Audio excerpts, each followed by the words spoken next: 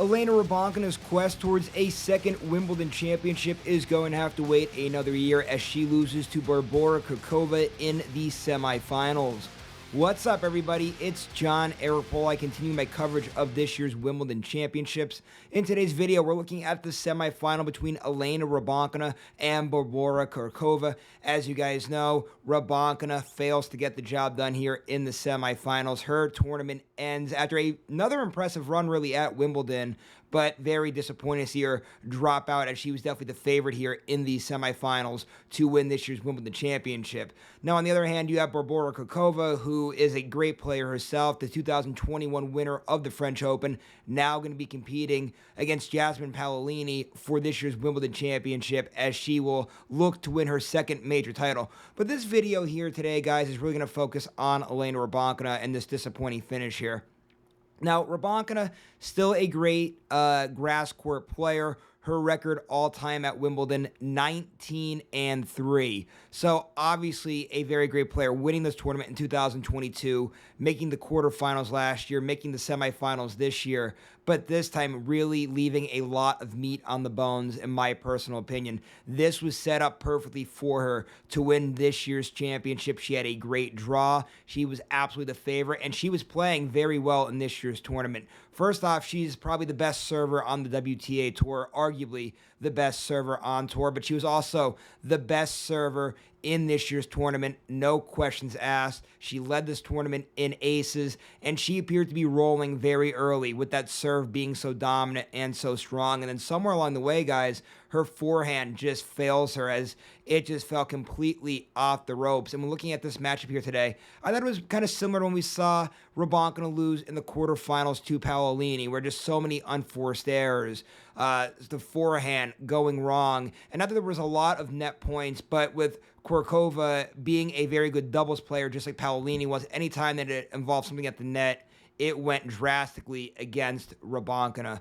There's definitely some holes here in Rybakina's game that may have to be addressed here going forward, because this is a very disappointing ending here.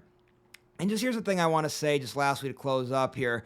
When you look at Iga Swiatek, right, there's a reason why Swiatek has so many more majors than the other ladies in the Big Four, of course, that being Aryna Sabalenka, Elena Rybakina, and Coco Gauff. There's a reason why she has so many more major titles and so many more career victories on tour, and that's because when the tournament, and again, I'm not saying that Swiatek doesn't have her vulnerabilities or that she has an exit early in tournaments or anything, because we've seen it. We just saw it in Wimbledon where she loses in the third round there to Yulia Putintseva. But when Swiatek gets on a roll and she gets late into those tournaments, she puts the foot down on the gas and she doesn't give her opponent an opportunity to breathe. She plays flawlessly. She plays dominant. She plays like the great champion that we know that she is.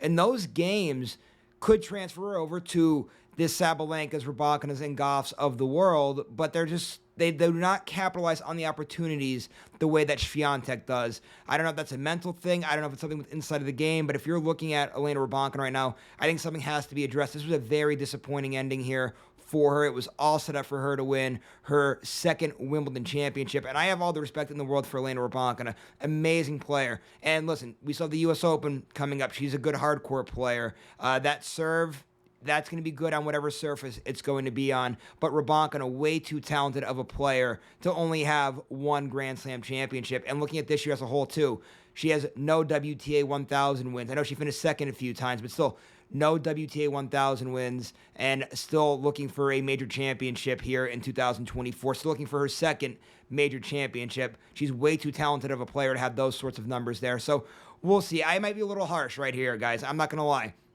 I could be very harsh on Rybakina right now, that's for sure, but I was just very disappointed in seeing the result of today's outcomes. I thought for sure this was going to be Rybakina's tournament to lose, and I thought she left a lot of meat on the bones here today in her semifinal matchup. But again, there's still a lot of year left. We'll see what happens. We have the U.S. Open, coming up later on here in the summer. Of course, the Olympics coming up very soon. We have the WTA finals coming up in the very later part of the year. Rybakina, no questions asked, is absolutely going to be a part of that WTA final event as the final 8 players in the rankings will move on to that. So we'll see how it all plays out. There's still a lot of tennis left to be played this year, but right now, just looking at this part of the year here, Elena Rybakina, a little disappointed to see here at Wimbledon, just kind of the way this year's been playing out as a whole.